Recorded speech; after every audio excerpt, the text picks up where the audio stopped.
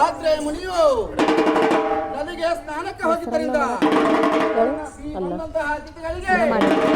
ಸತ್ಕಾರವನ್ನು ಮಾಡುವ ಭಾರವು ಅನುಸೂಯ ದೇವಿಯ ಮೇಲೆ ಬಿದ್ದಿತ್ತು.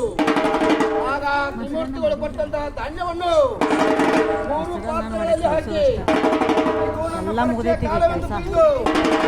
ಪತಿಯ ಪಾದೋದಕ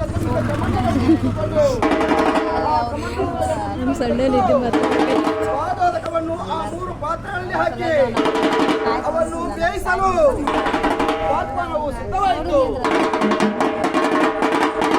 ಆಗ ಅನುಸೂಯ ದೇವಿಯು ಬಂದು ತ್ರಿಮೂರ್ತಿಗಳಾದ ಜಂಗಮ ರೂಪಿಗಳೇ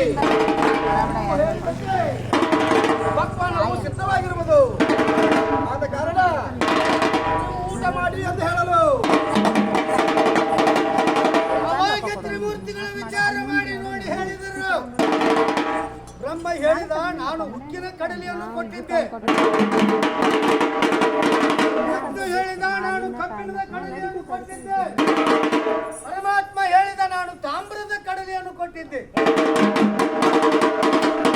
ಏನು ಅವುಗಳಿಂದ ಇವರು ಅಡಿಗೆ ಮಾಡಿರುವಳಲ್ಲ,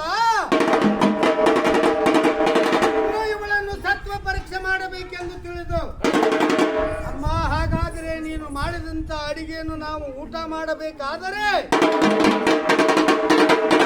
ಈ ಭೂಮಿಗೆ ಬರುವಾಗ ಹೇಗೆ ದಿಗಂಬರಳಾಗಿ ಬಂದಿರುವೆಯೋ ಅದರಂತೆ ನೀನು ದಿಗಂಬರಳಾಗಿ ಬಂದು ನಮಗೆ ಊಟ ಮಾಡಿ ನೀಡಿದರೆ ಮಾತ್ರ ನಾವು ಊಟ ಮಾಡಬೇಕು. ಇಲ್ಲದಿದ್ದರೆ ಬಂದ ದಾರಿಗೆ ಸುಂಕವೆಲ್ಲ ತಿರುಗಿ ಹೋಗುವೆ ಎಂದರು ತ್ರಿಮೂರ್ತಿಗಳು.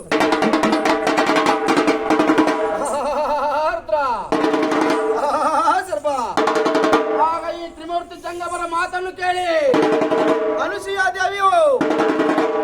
ದೇವಿಯ ಮೈಯಲ್ಲಿ ನಡುಕ ಹುಟ್ಟಿತು. ಏನು, ನಾನು ಹುಟ್ಟ ಬಟ್ಟೆಯನ್ನು ಬಿಸಾಕಿ ಅಂಬರವನ್ನು ಬಿಟ್ಟು ದಿಗಂಬರಳಾಗಿ ಇವರಿಗೆ ಊಟ ಬಡಿಸಬೇಕೇ ಎಂದು ಚಿಂತಿಸುತ್ತಾ ನನ್ನ ಪತಿಯನ್ನು ನೆನೆಸುತ್ತಾ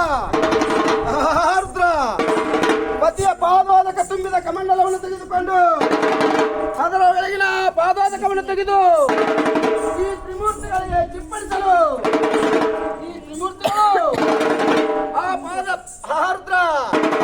ಆ ಪಾದೋದಕವು ಸ್ಪರ್ಶಿದ ತಕ್ಷಣವೇ ಆ 3 ತ್ರಿಮೂರ್ತಿ ಜಂಗಮರು ಹೋಗಿ ಚಿಕ್ಕ ಶಿಶುಗೂಸುಗಳಾಗಿ ಬಾಗಿಲಲ್ಲಿ ಆಡತೊಡಗಿದ ಭದ್ರ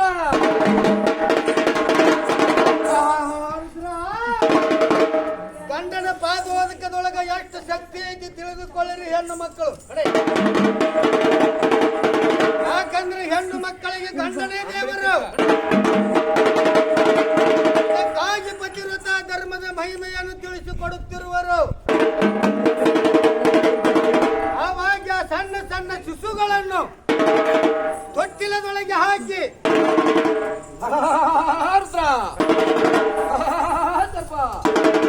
ಆಗ ಚಿಕ್ಕ ಮಕ್ಕಳು ಹಸುಗೂಸಾಗಿ ಆಟವಾಡುವಾಗ ಪಾರ್ವತಾ ದೇವಿಯು ಮತ್ತು ಸರಸ್ವತಾ ದೇವಿಯು ಹೇಳಿದ ಪ್ರಕಾರವಾಗಿ ಅವರಿಗೆ ಪರೀಕ್ಷೆ ಮಾಡುವ ಕಾಲವು ಬಂದಿರುವುದು.